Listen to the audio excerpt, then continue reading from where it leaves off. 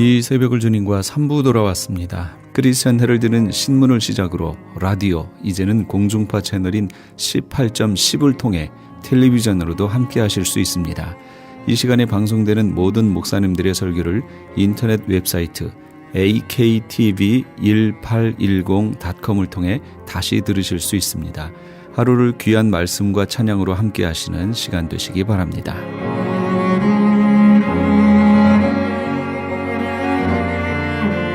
이 시간은 한빛장로교회 김사무엘 목사님께서 마가복음 1장 1절에서 8절까지의 말씀을 본문으로 너희는 주의 길을 준비하라 라는 제목의 하나님의 말씀 전해주시겠습니다. 많은 은혜 받으시기 바랍니다. 선지자 이사야의 글에 보라, 내가 내 사자를 내 앞에 보내노니 그가 내 길을 준비하리라. 광야에 외치는 자의 소리가 있어 이르되 너는 주의 길을 준비하라. 그의 오실 길을 곧게 하라. 기록된 것과 같이. 여기서 이사야의 글이라는 것은 이사야서 40장 3절의 말씀입니다. 제가 이사야서 40장 3절을 읽겠습니다. 외치는 자의 소리여 가로되 너는 광야에서 여호와의 길을 예비하라. 사막에서 우리 하나님의 대로를 평탄케 하라. 이미 예수님이 오시기 600여 년 전에 예수 그리스도를 이 땅에 보내시기 전에 세례 요한을 보내요. 그 오시는 길을 준비케 하신다는 것이 이사야 선지자의 예언이었던 것입니다. 그래서 세례 요한이 광야에 이르러서 죄 사함을 받게 하는 회개 세례를 전파하였던 것입니다. 이 말씀은 우리들은 예수님을 맞이하기 위해서는 주의 길을 예비하고 그의 첩경을 평탄케 해야 한다는 것입니다. 여기서 첩경이라는 말은요, 우리 자주 시내에서 보면 엘카미노 리얼이라는 그런 도로가 있습니다. 그렇습니다.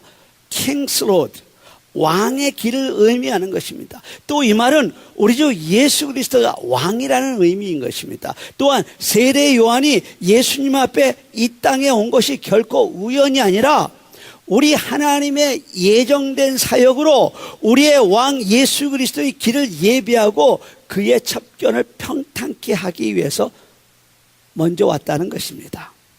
그런데 이사야 선지자가 이사야서 40장을 외치던 그때는 이스라엘 백성들은 정말 절망적인 상태에 있었어요. 어떤 소망도 보이지 않는 절망의 때였습니다. 그래서 그들은 아주 간절하게 메시아의 강림을 간절하게 외쳤던 것입니다. 그래서 이사야의 글이, 이사야의 예언이 나온 것입니다. 이사야 선지자가 외치던 때는 하나님의 임재의 상징인 성전이 원수의 발에 철저하게 유린당해 버렸고 이스라엘 백성이 하나님의 거처로 삼으신 곳이라고 믿었던 시온성, 예루살렘 성이 다 허물어져 버렸습니다. 그들의 삶은 절망 그 자체였습니다. 오늘 본문이 기록된 세례 요한 때가 또 안 그랬습니다. 하나님의 말씀이 끝났습니다. 구약의 마지막 선지자인 말라기야 선지자의 외침이 사라진 후 400여 년 동안 이스라엘은 하나님의 음성이, 선지자의 음성이 들려오지 않았습니다. 사람들은 죄로 말미암아 하나님과의 관계가 단절되었고 이스라엘은 로마의 식민지의 착취로 나날이 피폐되어 갔고 현실주의자들은 로마 정부의 빌붙어서 살아가고 있었습니다. 그런 사람들을 제외한 95%의 땅의 백성들은 그야말로 소망 없이 하루하루를 절망 가운데 허덕이며 살아가고 있었던 그때 이 말씀이 들려진 것입니다. 그럴 때 우리 주 예수 그리스도가 탄생하셨고 우리 주님 앞에 메시아의 강림을 준비하기 위해서 세례 요한이 먼저 왔던 것입니다. 그런 세례 요한은 빈들을 광야에서 낙타토롯을 입고 허리에 가죽띠를 띠고 음식으로는 메뚜기와 석청을 먹었습니다. 이런 광야라는 것은요, 사람이 살지 못하는 곳입니다. 거칠고 메마른 땅과 짐승들의 울음소리만 들리는 곳입니다. 보이는 것이라고는 삭막한 광야와 하늘밖에 없습니다. 세례요한은 그런 광야에서 하나님과 깊은 영적 교제를 나누며 살았습니다. 물론 우리 하나님은요, 무소부재하신 하나님으로 어디에나 계십니다. 지금 이 자리에도 영으로 함께 하셔서 우리의 예배를 받으시는 우리 하나님, 그 하나님의 음성은 어디서나 들을 수 있습니다. 그러나 많은 사람들이 더불어 사는 복잡한 생활 속에서보다는 아무도 없는 조용한 곳에서 하나님의 음성이 훨씬 더 분명하게 들릴 것은 당연한 것입니다. 그래서 우리가 산기도를 가는 겁니다. 그래서 세례요한이 빈들 광야로 나갔던 것입니다. 여러분, 우리의 눈에는요, 보이는 것이 너무 많아요. 우리의 귀에는 들리는 것이 너무 많아요. 우리의 마음에는 걱정거리가 너무 많아요. 이런 것들이 우리를 영적으로 흐리게 하며, 이런 것들이 우리로 하여금 하나님의 말씀을 듣지 못하게 합니다. 그래서 우리에게는 기도의 골방이 필요한 것입니다. 나와 하나님만 만나고 나와 하나님만 대화하는 그 기도의 골방이 있는 사람이 영적으로 깨어 있을 수 있습니다. 저는 우리 현대인들에게 새벽 기도만큼 좋은 기도의 골방이 없다고 생각합니다. 정말 짧은 시간, 그러나 주님 전에 나와서 하나님께 찬양하고 기도하며 정말 짧은 시간이지만 하나님의 말씀을 들으면서 매일같이 하루를 준비하는 그 삶이라는 것은요, 이건 축복 중에 축복이에요. 제 간증이에요. 그래서 저는 이런 찬양을 합니다. 이것이 나의 간증이요, 이것이 나의, 비록 짧은 목회지만 제가 하는 간증이 그겁니다. 김 목사는 새벽 기도를 통해서 영성으로 거듭났고, 김 목사는 새벽 기도를 통해서 정말 목사다운 목사가 되어가고 있다. 여러분, 간절히 권면드립니다. 새벽 기도의 영성을 회복하십시오. 새벽을 깨워 다가올 새 2017년에는 우리 한빛교회에 예배가 회복되는 역사가 있어지기를 간절히 바랍니다. 또한 광야 그러면은 우리에게는 우리 삶에서 만나는 우리 인생의 위기와 같은 곳입니다. 죽을래야 죽을 시간이 없어서 죽지 못하고 일한다는 사람이 있어요. 너무너무 바쁘다고 하는 사람이 있어요. 그런 사람도 덜컥 병에 걸려 누워봅시다. 사업이요? 직장이요? 가정이요? 저도 젊었을 때 새 짭을 뛰다가 죽을 병에 걸려 누웠던 적이 있었는데 그런 것들 다 소용없어요. 그런 것들은 다 내가 살고 그런 것들이 있는 것입니다. 그런데 감사하게도 믿음의 사람들은 이런 엄청난 위기 속에서 꼭 하나님을 만난다는 것입니다. 왜냐하면 인생의 위기는 하나님을 1대1로 만나는 인생의 광야이기 때문에 그렇습니다.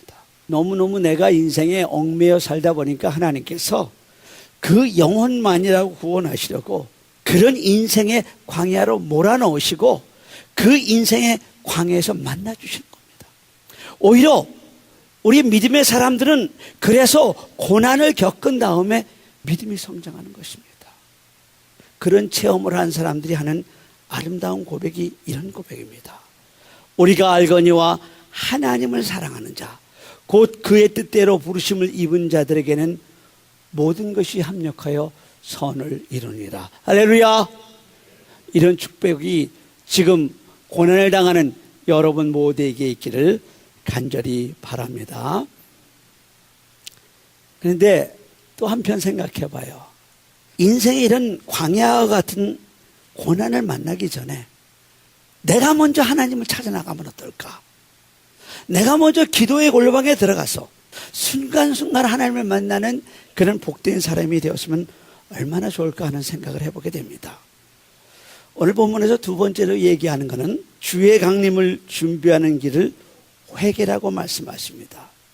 우리가 운전을 하다가요, 철도 건널목을 건너려고 딱 서 있으면 거기에 표지판에 세 마디가 새겨져 있습니다. 스탑, look, 그리고 listen.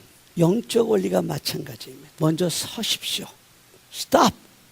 마음속에 있는 모든 것을 내려놓으십시오. 그 다음에 look. 하나님을 바라보아야 합니다. 그리고 listen. 하나님의 음성을 들어야 합니다. 멈춰라, 보라, 그리고 들어라. 이것이 우리가 하나님을 만나는 영적인 원리의 순서입니다. 제가 4절과 5절을 읽겠습니다. 세례 요한이 광야에 이르러 죄 사함을 받게 하는 회개의 세례를 전파하니 온 유대 지방과 예루살렘 사람이 다 나아가 자기 죄를 자복하고 요단강에서 그에게 세례를 받더라.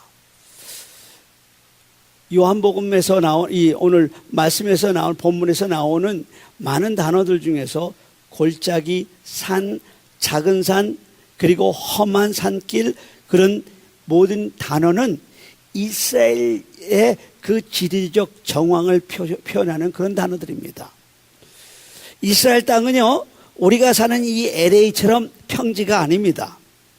비옥한 땅도 아닙니다. 그 땅은 한마디로 산과 골짜기로만 만들어져 있습니다. 그 땅을 모세가 신명기 11장에 이렇게 말씀했습니다. 너희가 들어가 얻으려는 땅은 너희가 나온 애굽 땅과 같지 아니하니 너희가 건너가서 얻을 땅은 산과 골짜기가 있어서 하늘에서 내리는 비를 흡수하는 땅이요 그랬습니다. 이스라엘은 물도 강도 평야도 없는 그저 산과 골짜기로 대부분 이루어져 있는 땅입니다. 산에서 기도하고 골짜기에서 농사짓고 산에서 하나님을 만나고 골짜기에서 사람을 만나 살아가는 그런 땅이라는 것입니다. 문제는 땅이 이렇게 생겼으니까 길이 문제입니다. 길. 사람들이 다니는 길이 문제입니다. 높은 산과 깊은 골짜기로 되어 있기 때문에 또 길을 만들기가 쉽지 않습니다. 그래도 길을 내야 합니다. 왜냐하면 그 길로 사람이 다니고 그 길로 우리 주님이 오시기 때문에 그렇습니다. 여기서 길을 내기 위해서 높은 산을 깎아내리고 낮은 산을 메꾸는 것을 우리는 회개라고 얘기를 합니다. 우리가 주의 강림을 위해서 준비해야 하는 첫 번째 준비는 회개하는 마음입니다. 그것은 하나님 앞에 높아진 우리의 자아를 깎아내리는 것입니다. 하나님이 없이 텅 빈 웅덩이에 우리가 하나님의 말씀을 채우는 것이 바로 회개라는 것입니다. 이 회개를 한마디로 성경이 이렇게 얘기합니다. 돌아와라, 유턴. 성경 66권을 한마디로 간단하게 우리가 줄인다면 그건 유턴, 돌아오라 그 말입니다. 그래서 아모스 5장 4절에서는 너희는 나를 찾으라 그리하면 살리라 말씀하셨고, 이사야서 44장 22절에서는 너는 내게로 돌아오라 내가 너를 구속하였음이라고 얘기하고 있습니다. 여러분 한번 따라 하시기 바랍니다. 너는 내게 돌아오라 그리하면 살리라. 이것이 성경 전체의 내용을 한마디로 요약한 것이 바로 돌아오라, 유턴 그 소리입니다. 높은 산길은 교만을 깎아내리고 텅 빈 웅덩이 같은 골짜기는 하나님의 말씀으로 채우라는 것입니다. 그리고 굽은 길 같은 우리의 잘못된 우리의 삶을 고쳐 곧게 하라는 것입니다. 그리고 그 길로 하나님께 돌아와야 합니다. 그래야 그 길에서 주님을 만날 수 있다는 것입니다. 주의 강림을 위해 제일 먼저 우리가 준비해야 될 것은 바로 이 회개인 것입니다. 세 번째로 오늘 본문에서 주의 강림은 겸손한 사람들에게만 오심을 말씀하고 있습니다. 우리 7절을 한번 같이 읽겠습니다. 7절입니다. 7절 같이 읽습니다. 시작. 그가 전파에 이르되 나보다 능력 많으신 이가 내 뒤에 오시나니 나는 굽혀 그의 신발끈을 풀기도 감당하지 못하겠느니라. 이 말씀을 읽어보면요, 세례 요한은 참 멋있는 사람이에요. 정말로 기가 막히도록 겸손한 사람이에요. 여러분 오늘 집에 가셔서 본문을 전체를 다 읽어보세요. 세례 요한의 당시의 인기는요, 하늘을 찌를 것 같았습니다. 그러니까 자기들은 하나님 앞에 구별된 사람들이라고 착각하고 사는 사람들, 자기들은 죄와는 상관없다고 생각하는 사람들, 더더욱 회개는 자기들의 몫이라고 생각하고 살았던 바리새인들과 사두개인들이요, 세례 요한이 그들이 나오는 걸 보고 이렇게 외칩니다. 이 독사의 자식들아, 누가 너희를 가리켜 임박한 진노를 피하라 하더냐. 회개에 합당한 열매를 맺으라는 그런 독소를 들으면서도 그들은 세례 요한에게 나와서 회개 세례를 받을 정도였습니다. 이것은 세례 요한의 그 하늘을 찌를 듯한 대중적인 인기와 그의 영적 영향력이 얼마나 대단한지를 단적으로 보여주는 것입니다. 어쩌면 많은 사람들이요, 이렇게 생각했을 거예요. 이 사람, 이 요한이야말로 우리가 그처럼 기다리던 메시아일 것이라고 생각했을지도 모릅니다. 그런데 오히려 세례 요한은 예수님을 이렇게 소개합니다. 나보다 능력 많으신 이가 내 뒤에 오시나니 나는 굽혀 그의 신발끈을 풀기도 감당하지 못하겠노라. 대단한 겸손입니다. 여러분, 당시에는 샌들 모양의 신발을 신었는데 그 샌들 모양의 신발의 마지막에는 가죽끈이 붙어서 묶는 겁니다. 주인이 외출했다가 돌아오면은 종은 무릎을 꿇고 그의 신발끈을 풀어주고 그의 발을 씻기는 것입니다. 세례 요한이 나는 굽혀 그의 신발끈을 풀기도 감당하지 못하겠다라 하는 것은 자신이 예수님 앞에서는 종만큼의 가치도 없다는 것입니다.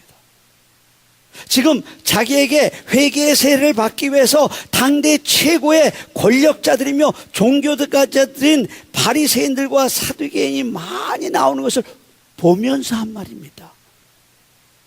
그들을 보면서 나는 굽혀 그의 신들매를 풀기도 감당치 못하겠다고 한 것은 그건 참으로 대단한 겸손입니다. 성탄절을 기다리는 우리의 마음이 이래야 한다는 것입니다.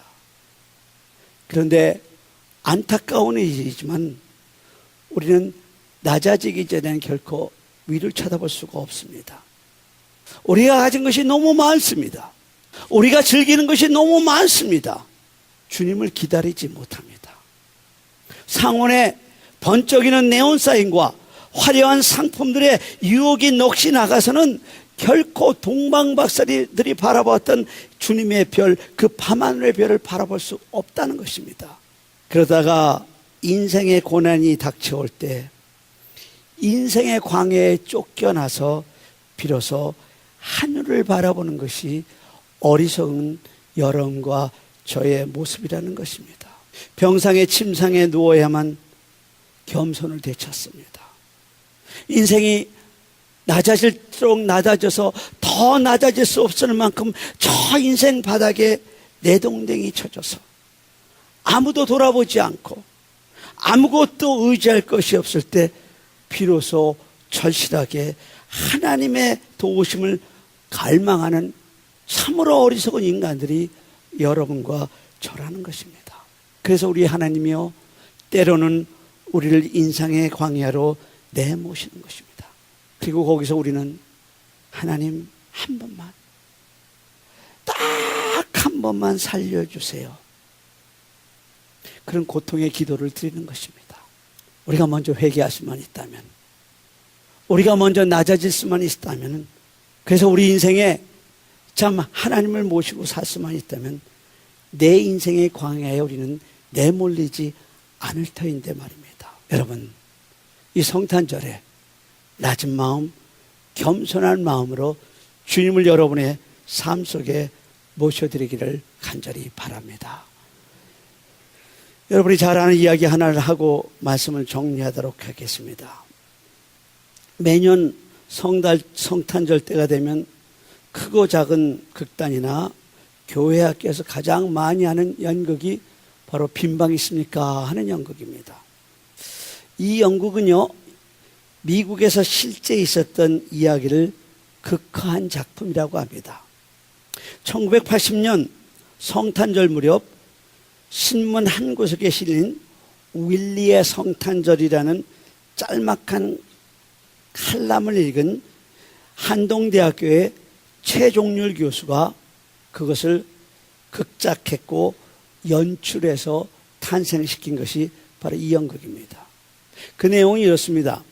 성탄절을 앞두고 성탄 연극을 준비하던 어느 고등학교 연극부에서 연출교사는 학생들의 반대에도 불구하고 좀 모자란다 얘기하는 우리 지진아이는 덕구에게 조연급인 그 여관 주인 역을 맡기게 됩니다.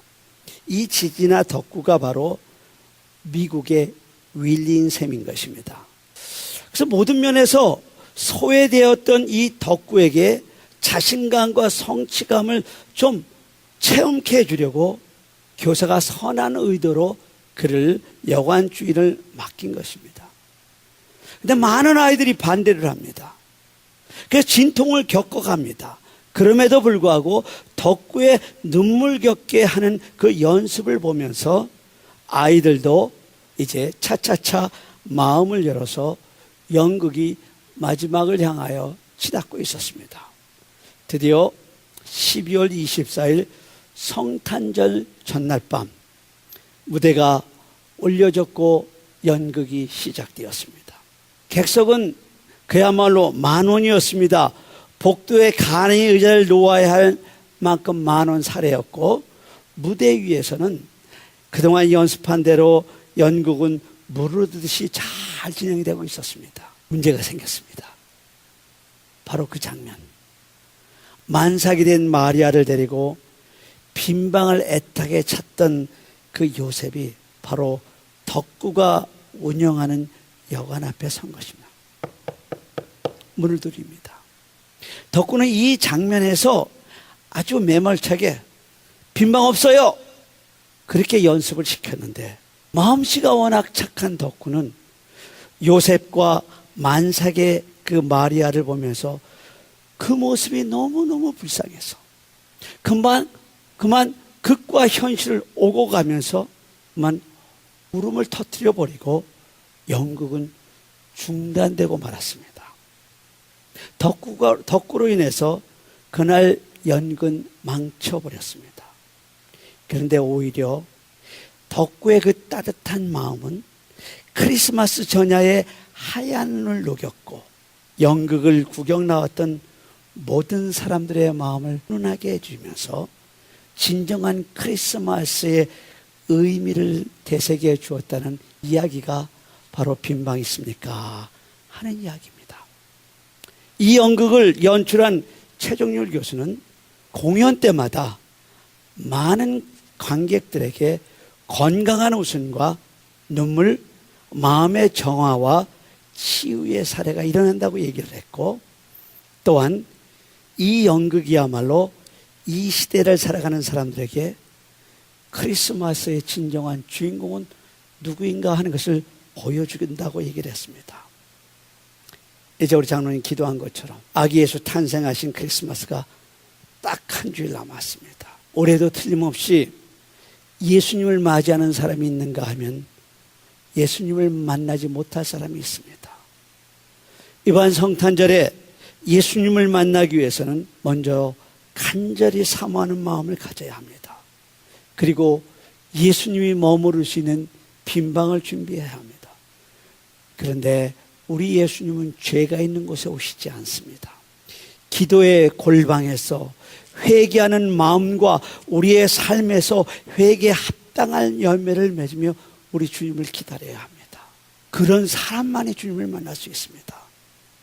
또한 겸손한 마음으로 탄생하신 아기 예수께 경배하고 정성을 다해서 주님께 드릴 예물을 준비하고 다시 오실 주님을 기다릴 때 그런 사람만이 아기 예수의 탄생을 만날 수 있고 그런 사람만이 우리 예수님이 다시 재림하실 때 영원한 천국에서 영원히 사는 주인공이 될 수가 있습니다. 사랑하는 한빛교회 성도 여러분, 이번 성탄절에는요 가면을 벗읍시다. 습관적인 종교 생활을 내려놓으십시다. 겸손한 마음으로 진실한 회개를 통해서 우리의 삶이 순간순간 드려지는 거룩한 모습을 통해서 탄생하시는 주님을 만나고 시간 이 예배에 임재하시는 그 주님을 만나서 정말 그동안 많은 성탄을 맞이했지만 올 성탄만은 정말 의미 있는 성탄절이 다 되기를 간절히 바랍니다. 같이 기도하시겠습니다. 지금까지 한빛장로교회의 김사무엘 목사님께서 귀한 하나님의 말씀 전해주셨습니다. 한빛장로교회는 11608 벨리블루버드 엘몬테에 위치하고 있으며 방송을 들으시고 신앙에 도움을 받기 원하시는 분은 전화 626-444-0521 626지역 444-0521번으로 연락 주시기 바랍니다. 유태인이 만든 특수영양제 M3 들어보셨어요? 곡식의 눈, 과일씨, 껍질, 약초의 뿌리로 만든 특수 영양제 M3. 혈압, 당뇨, 아토피, 천식, 비만 등 무슨 병이든 큰 효과를 주는 신비의 영양제 M3. 서울대학병원 7곳, 고려대학병원 2곳에 입점되어 더욱 믿을 수 있는 M3의 효능. 213-435-9600, 213-435-9600 M3 정직한 마음으로 권해드립니다. 시민권 신청, 부모님, 배우자, 자녀 영주권 신청, 취업이민, 종교이민, 학생비자, 신분 변경, 추방유예, 결혼, 공증. 인생이 달린 이 모든 일 어디에 맡겨야 할까요? 한인타운 연장자 센터의 모츠기관인 주눈사랑채 이민법률센터에 맡기세요. 21년 이민법 경력의 박창영 이민국 공인변호인이 성심을 다해 도와드립니다. 올림픽과 윌튼 323-735-7888 323-735-7888 2017년 새해 노래하는 시인 하덕규 목사 찬양 콘서트에 성도 여러분을 초청합니다. LA 한인타운에 있는 프레이즈 교회에서 하덕규 목사님의 영감 넘치는 찬양과 간증으로 새로운 한 해를 시작하는 시간을 마련했습니다. 하덕규 목사님은 시인과 촌장이라는 이름으로 가수 생활을 했으며 가시나무라는 자전적 고백의 노래로 많은 사람들의 마음을 울렸습니다. 현재는 백석예술대학교 실용음악과에서 학생들을 지도하고 있는 하덕규 목사님의 찬양 콘서트에 성도 여러분의 많은 참여를 바랍니다. 2017년 1월 8일 주일 오후 2시 2668 웨스트 피커 블루바드 피커와 켄모어에 위치한 프레이즈 교회로 오시거나 전화 213-700-9833 213지역 700-9833 213-700-9833번으로 문의하시기 바랍니다.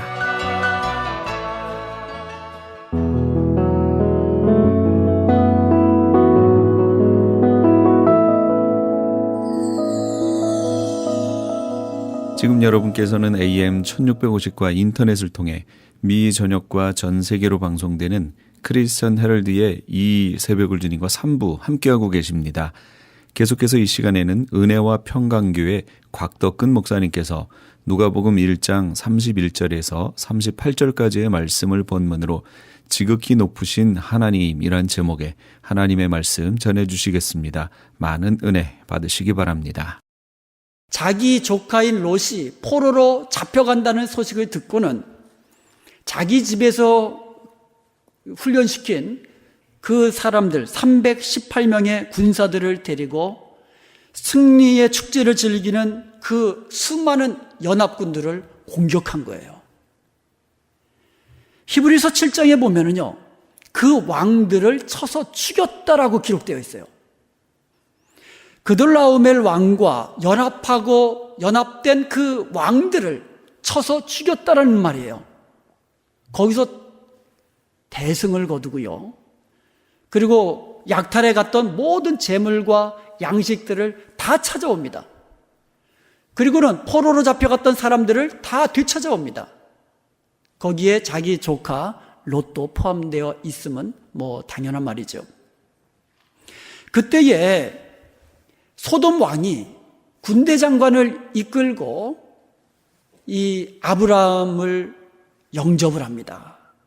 그리고 또 한 사람 영접한 사람이 있습니다. 그 사람이 바로 살렘 왕 멜기세덱이라는 사람이었어요. 이 사람이 떡과 포도주를 가지고 아브라함 앞에 나타난 겁니다. 그리고는 18절에 그 멜기세덱에 대한 설명이 나오는데 이렇게 되어 있습니다. 그는 지극히 높으신 하나님의 제사장이었더라. 여기에 처음으로 지극히 높으신 하나님이라는 엘 엘리온이라는 이 단어가 하나님의 이름이 계시되고 있습니다. 멜기세덱은 지극히 높으신 하나님의 제사장이었고 살렘 왕이었습니다. 이 멜기세덱이 19절에서 아브라함을 축복합니다.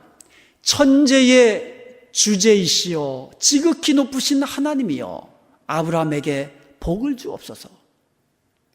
여기서 멜기세덱이 아브라함을 축복하면서 사용된 하나님의 이름이 지극히 높으신 하나님이었다는 거예요. 여기에 천지의 주제라는 말을 우리가 눈여겨봐야 됩니다.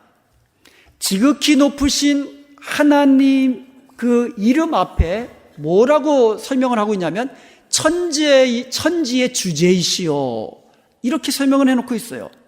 그러므로 엘 엘리온이라는 말은 지극히 높으신 하나님이라는 말은 천지의 주제이신 하나님이십니다.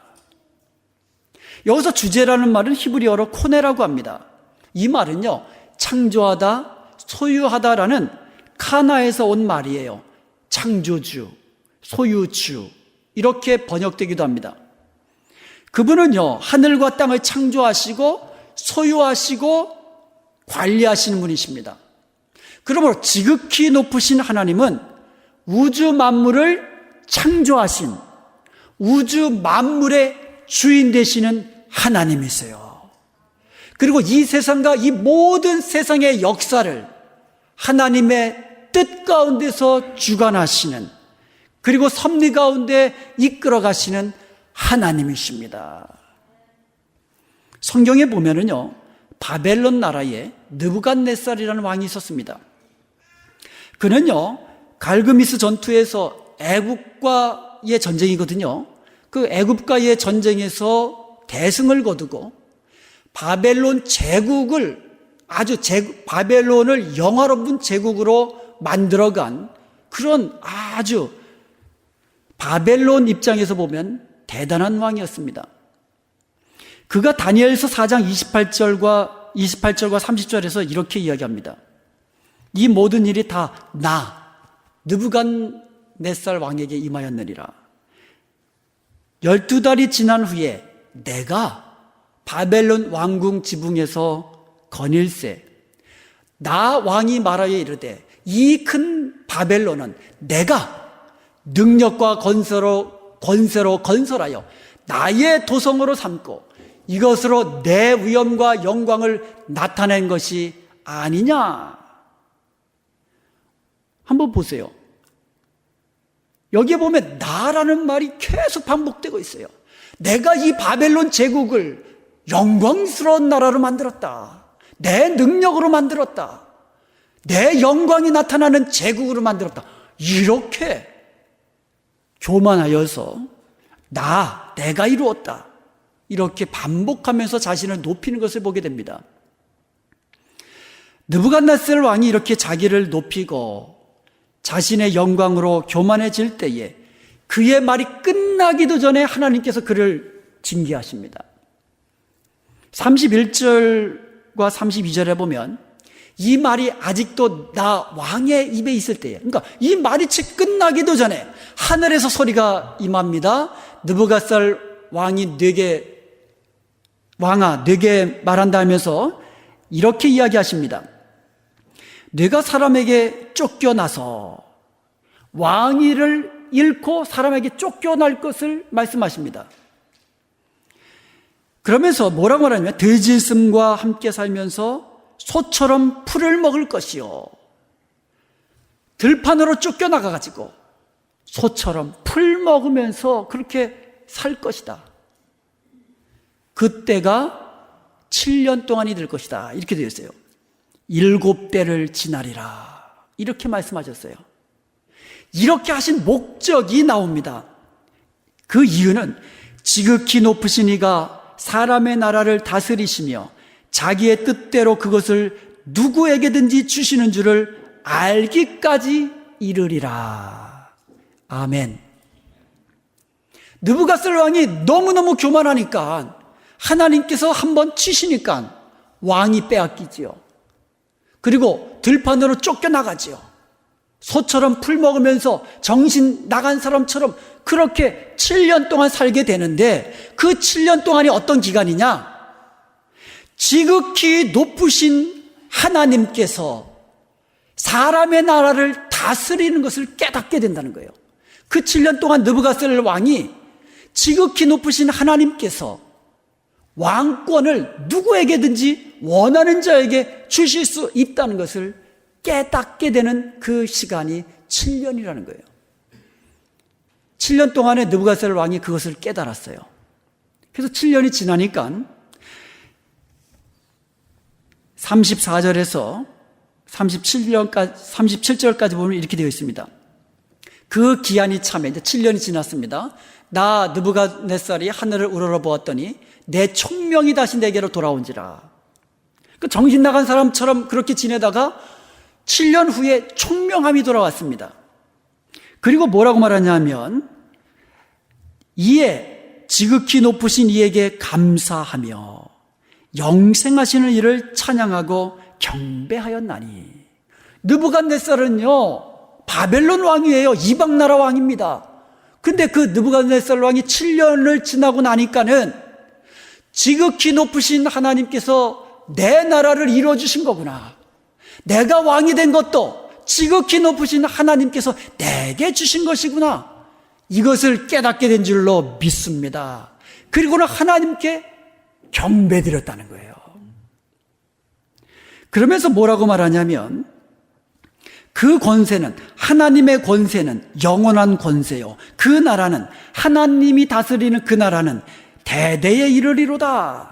그러면서 뭐라고 말씀하십니까? 35절에 보니까 그는 자기 뜻대로 행하시나니. 모든 것을 하나님의 뜻대로 행하시는 이가 지극히 높으신 하나님이신 것을 깨닫게 된 줄로 믿습니다. 지극히 높으신 하나님은 어떤 하나님이십니까? 천지를 창조하신 하나님이십니다. 모든 만물의 주인 되시는 하나님이십니다. 나라까지도 하나님의 뜻대로 이루시고 왕권까지도 하나님의 뜻대로 원하는 자에게 주시는, 모든 것을 섭리 가운데, 주권 가운데 이끌어 가시는 그 하나님이 바로 지극히 높으신 하나님이신 것을 믿으시기를 축원드립니다. 사랑하는 여러분, 하나님은요, 죽이기도 하시고 살리기도 하시는 하나님이십니다. 부하게도 하시고 낮추기도 하시고 높이기도 하시는 하나님이세요. 그 하나님이 지극히 높으신 하나님이십니다. 그러므로 성탄을 예고하는 본문 말씀에서 하나님을 지극히 높으신 하나님이라고 계시하신 분명한 뜻이 있다는 것을 우리가 보게 됩니다. 마리아가 자기 뜻대로 아들을 잉태한 게 아니라는 거예요. 갈라디아서 4장 4절에 보면 때가 참에 하나님께서 그 아들을 보내사 여자에게서 나게 하셨다 그랬습니다. 하나님의 때가 되시니까 하나님이 그 아들 예수 그리스도를 마리아 여자에게 잉태하게 하시고 탄생하게 하신 것을 믿으시기를 축원드립니다. 구원의 때가 이르러서 하나님께서, 지극히 높으신 하나님께서 여자에게, 마리아에게, 동정녀 마리아에게 예수 그리스도를 태어나게 하신 줄로 믿습니다. 지극히 높으신 하나님께서는 우리 인생들의 주인이십니다. 그러므로 우리는 주님의 뜻이 우리 가운데 이루어지기를 위해서 기도해야만 합니다. 주님 뜻대로 살겠노라고 고백하면서 주님의 뜻대로 살아야만 합니다. 시편 57편 2절에 보면 내가 지극히 높으신 하나님께 부르짖으며, 지금 다윗이 사울 왕을 피해서 굴에 숨어 있을 때에 드렸던 기도입니다.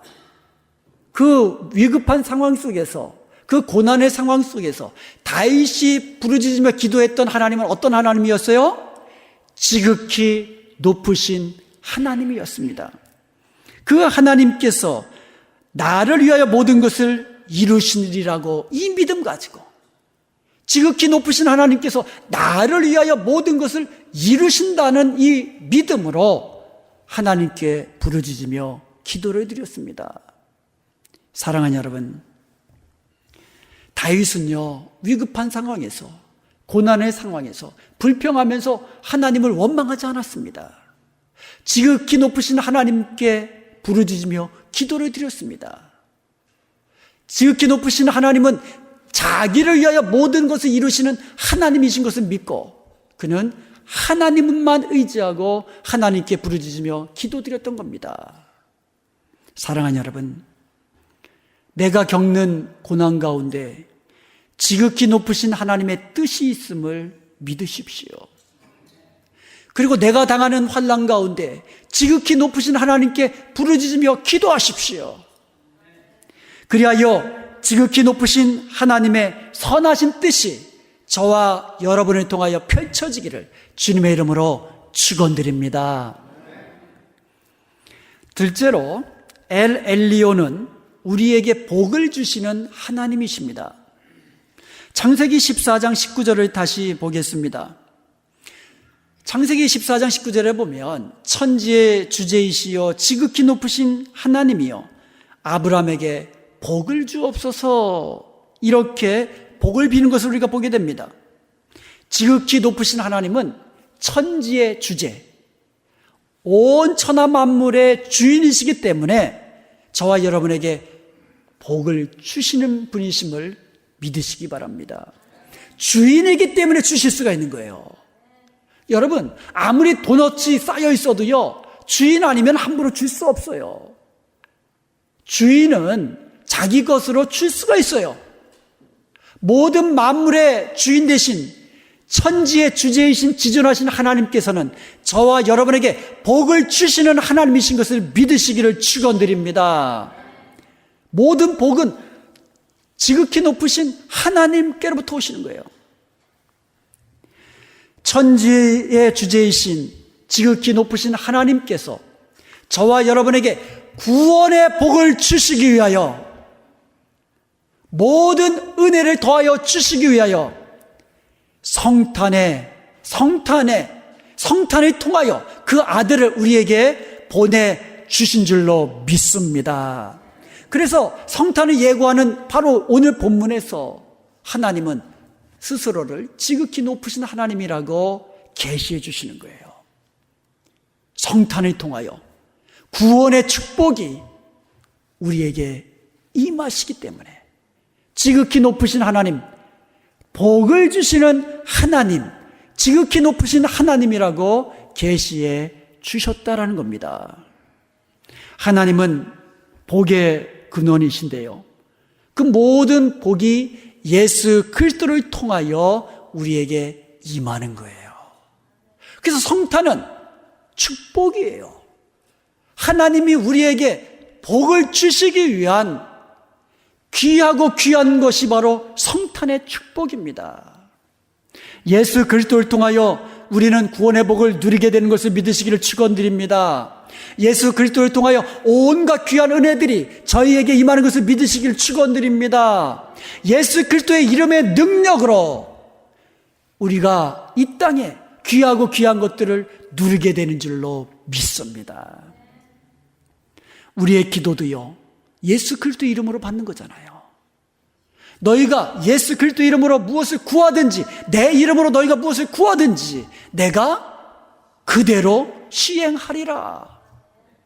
그러므로 성탄은요, 우리에게 구원의 복을 주시고 각종 은혜를 주시고 모든 예수 그리스도의 이름 안에 담겨져 있는 복을 주시기 위한 지극히 높으신 하나님의 축복인 것을 다시 한번 믿으시기를 주님의 이름으로 축원드립니다. 빌립보서 4장 19절에 보면은요, 나의 하나님이 그리스도 예수 안에서 영광 가운데 그 풍성한 대로 너희 모든 쓸 것을 채우시리라고 약속해 주셨잖아요. 우리 하나님께서, 지극히 높으신 우리 하나님께서 예수 그리스도 안에서 그 풍성한 대로 우리 필요한 모든 쓸 것을 채우시는 것, 이것이 바로 지극히 높으신 하나님이 우리에게 주시는 축복이에요. 모든 축복은 예수 그리스도를 통하여 옵니다. 그러므로 성탄은 지극히 높으신 하나님이 우리에게 주시는 복인 것을 우리는 기억하고, 항상 지극히 높으신 하나님이 우리에게 주시는 그 복들을 기억하면서 감사로 찬송하며 영광 돌리는 복된 성탄이 되시기를 주님의 이름으로 축원드립니다. 마지막으로 엘 엘리오는 우리에게 승리를 주시는 하나님이세요.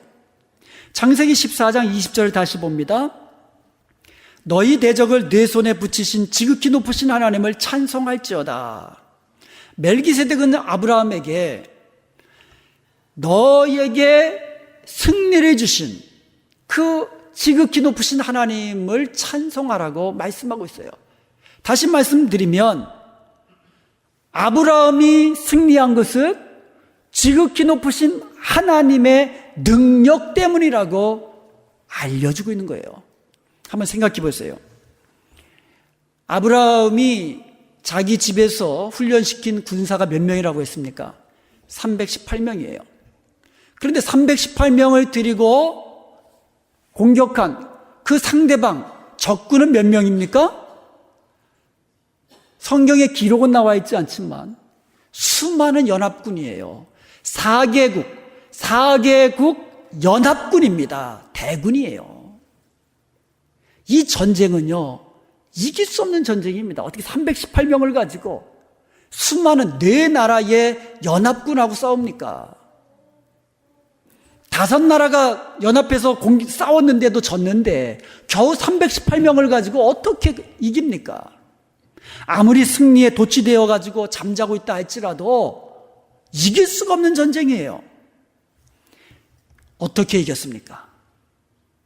지극히 높으신 하나님께서 이기게 해주신 줄로 믿습니다. 그것을 찬송하라는 거예요. 여호수아는요, 일생 동안에 가나안 전쟁에서 이기고 또 이겼습니다. 그런데 여호수아 23장 8절에서 10절에 보면 그가 이렇게 고백을 합니다. 하나님께서 우리 앞에서 적을 쫓아내심으로 우리를 당하는 자가 하나도 없었느니라. 하나님께서 우리와 싸워주심으로 우리 하나가 천을 쫓았느니라. 할렐루야. 여호수아의 고백이에요. 일생 동안 전쟁에서 이기고 또 이긴 여호수아가 내가 이긴 것이 아니라, 우리가 이긴 것이 아니라 하나님께서 이김 주셨기 때문에 이기고 또 이겼노라고 이렇게 믿음으로 고백한 것을 믿으시기를 축원드립니다. 그러므로 성탄을 예고하는 본문 말씀에서 하나님을 지극히 높으신 하나님이라고 우리에게 계시해 주신 데는 분명한 뜻이 있는 겁니다. 지극히 높으신 하나님의 능력으로 아브라함이 승리의 복을 누린 것처럼 지극히 높으신 하나님께서 성탄을 통하여 그의 아들 예수 그리스도를 통하여 우리에게 승리의 삶을 허락해 주신 줄로 믿습니다. 사탄의 권세에서, 사탄과 영전전에서 이기게 하시고, 죄와 사막의 권세에서 이기게 하시고, 우리의 죄의 정욕에서 이기게 하시는 것은 성탄의 구주로 오신 예수 그리스도의 이름의 능력으로 말미암은 것을 믿으시기를 축원드립니다. 이렇게 승리의 복을 주시기 위하여 우리에게 지극히 높으신 하나님이라고 계시해 주신 줄로 믿습니다. 창세기 14장에서 아브라함은 자기가 믿는 하나님이 지극히 높으신 하나님이신 것을 알게 되었습니다. 그리고 천지의 주제이신 지극히 높으신 하나님께서 자기에게 복을 주신 것과 자기에게 승리를 주신 것을 아브라함은 믿었습니다. 이것을 깨달은 아브라함이 어떻게 했을까요? 창세기 14장 20절 하반절에 보면 아브라함은 그 얻은 것에서 10분의 1을 지극히 높으신 하나님의 제사장 멜기세덱에게 드렸습니다. 여기에 11조라는 11조 사상이 성경 처음 나오는 곳이에요. 11조 정신을 알려주고 있어요. 뭐냐? 내가 누린 이 모든 은혜와 복은 하나님이 주신 것입니다. 그것을 믿음으로 고백하는 것이 11조 정신이에요. 그리고 아브라함은요, 소돔 왕이 사람들만 자기에게 돌려주고, 그러니까 포로로 잡혀갔다가 다시 아브라함이 찾아왔잖아요, 사람들을. 그런 사람들, 자기 백성들만 돌려주고 모든 물품과 재물은 아브라함 당신이 가지십시오, 이렇게 이야기합니다. 이 말을 들은 아브라함의 대답이 21절부터 23절까지 나옵니다. 아브라함이 소돔 왕에게 이르되 천지의 주제이시오 지극히 높으신 하나님 여호와께 내가 손을 들고 맹세하노니. 뭐라고 이야기합니까? 내 말이 내가 아브라함으로 치부하게 하였다 할까 하여 내게 속한 것은 실 한 오락이 하나 들매끈 한 가닥도 내가 가지지 아니하리라. 너가, 그러니까 소돔 왕에게 얘기하는 거예요. 소돔 왕이 내가 아브라함에게 부자 되게 했다, 이 말 듣기 싫어서, 그리고 그 말은 사실이 아니기 때문에 너에 속한 끈 하나, 실끈 하나도 내가 가지지 않겠다. 다 돌려주었어요. 이것은 무엇을 말하고 있는 겁니까? 아브라함은요, 자기가 부자 된 것은, 그리고 자기가 승리한 것은 소돔 왕 당신 때문이 아니라 천지의 주제이신 지극히 높으신 하나님이 내게 복을 주셨기 때문이라고, 하나님이 내게 승리를 주셨기 때문이라고 만천하에 선포하는 것이에요. 사랑하는 여러분, 오늘 본문에서 마리아에게 계시하신 하나님이 지극히 높으신 하나님이심을 우리가 분명히 알았습니다. 지극히 높으신 하나님은 모든 만물을 창조하시고 소유주가 되시고 모든 것을 하나님의 뜻대로 주관하시고 하나님의 섭리대로 이끌어 가시는 그 하나님인 것을 우리가 분명히 알았습니다. 그 하나님은 저와 여러분의 인생까지도 주관하시는 하나님이십니다. 그 하나님께 맡기고 그 하나님만 의지하며 사는 사람이 지극히 높으신 하나님이 주시는 은혜와 복을 누리며 승리의 삶을 사는 사람인 줄로 믿습니다. 우리가 믿는 하나님은 지극히 높으신 하나님이십니다. 그러므로 우리도 지극히 높으신 하나님께서 주시는 구원의 복과 모든 은혜와 승리의 복을 누리면서 예수 그리스도의 이름의 능력으로 사탄과 주의 모든 능력을 이기며 날마다 승리의 삶을 사는 저와 여러분 되시기를 주님의 이름으로 축원드립니다. 지금까지 하나님의 믿음의 공동체 은혜와 평강교회 곽덕근 목사님께서 하나님의 말씀 전해주셨습니다. 은혜와 평강교회 주일 예배는 오전 10시가 영어 예배, 오전 11시 20분에 한어 예배, 금요 예배는 금요일 오후 8시, 새벽 예배는 매일 새벽 5시 반, 토요일에는 6시에 각각 진행되고 있습니다. 은혜와 평강교회는 9140 헤스켈 애비뉴 노을스힐에 위치하고 있습니다. 전화번호는 818-894-9266 818지역 894-9266번이며 교회 웹사이트는 gracepeace.org입니다.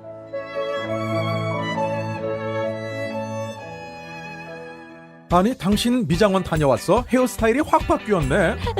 홈쇼핑월드 차홍 고데기로 마술을 부렸지. 홈쇼핑월드 차홍 고데기. 차홍 허니앤비 샴푸로 머리 감으면서 차홍 헤어두피 마사지를 쓰면 머릿결이 너무너무 부드러워지고 한 움큼씩 빠지던 머리카락도 눈에 띄게 덜 빠져. 차홍 고데기 너무 좋아. 그럼 그 웨이브 머리도 당연하죠. 3, 4분이면 이렇게 풍성한 웨이브 머리를 만들 수 있다고요.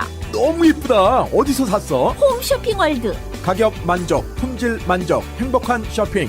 팔가와 웨스턴 홈쇼핑 월드. 자연이 좋다, 생약이 좋다. 자연한방 생약연구소. 웃고 왔던 공진단이 울고 간다는 자연한방 생약연구소의 황제보양단 런칭 대잔치. 퀴즈 나갑니다. 다음 중 황제보양단에 들어가지 않는 것은 1번 산삼 홍삼청, 2번 녹용, 3번 발효 사향, 4번 배추. 정답을 아시는 분은 지금 전화하세요. 12월 한 달 내내 매일 선착순 5분께 황제보양단 1환을 선물로 드립니다. 지금 전화하세요. 올림픽과 놀턴 자연한방 생약연구소 323-931-8949. 안녕하세요. 폴선입니다. 건강보험회사들의 플랜이 해마다 바뀌는 것 아시죠? 10월 15일부터 12월 7일까지 새로운 보험에 가입하거나 변경하여 본인에게 적합한 플랜을 찾아야 합니다. 메디케어만 갖고 계신 분, 어드밴테이지 플랜을 갖고 계신 분은 무료 상담 받으세요. 수호천사보험 시니어 전문 보험 라이센스 에이전트 폴선 213-503-6897 213-503-6897. 상담은 주 7일 오전 8시부터 오후 8시까지. TTY 1800-735-2929. TV 18.10에서 추억의 한국 영화를 방송합니다. 미워도 다시 한번, 맨발의 청춘, 돌아오지 않는 해병, 고래사냥, 고교얄개, 저 높은 곳을 향하여 등 주옥같은 영화들이 여러분의 안방을 찾아갑니다. 학창시절 선생님 몰래 가슴 조이며 친구들과 함께 보았던 감동의 영화들을 TV 18.10에서 아련한 향수와 함께 여러분을 추억의 세계로 모십니다.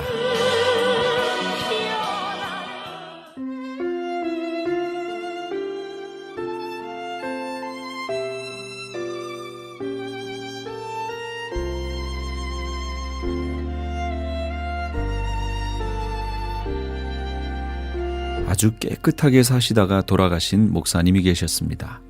너무나 깨끗하게 살았고 죄라고는 일평생 지어본 일이 없을 만큼 선량하고 의롭게 산 목사님이었기 때문에 성자라는 평까지 들었습니다. 그런데 이 목사님이 돌아가시기 얼마 전부터 자꾸 한숨을 지으면서 내가 죄가 많아요 하더라는 것입니다. 그 부인이 하도 이상해서 물었습니다. 아니, 당신이 무슨 죄를 지었다고 자꾸 그런 소리를 하시오? 내가 지은 죄 중에서 건강관리를 안 한 죄가 가장 크오. 우리가 당연히 느껴야 할 죄의식인지도 모릅니다. 데이빗 브레이너드도 젊은 날에 생을 마감하며 자신이 건강을 관리하지 못한 것에 대해서 아쉬움과 회개를 했습니다. 1년 계획을 아무리 잘 짜더라도 건강을 잃으면 아무 소용없지요. 특히 요즘 감기 걸리신 분들이 많으시더라고요. 무엇보다도 먼저 건강관리 잘 하셔서 하나님이 쓰시고자 할 때 건강 때문에 아멘 하지 못하는 일이 없도록 하시기 바랍니다.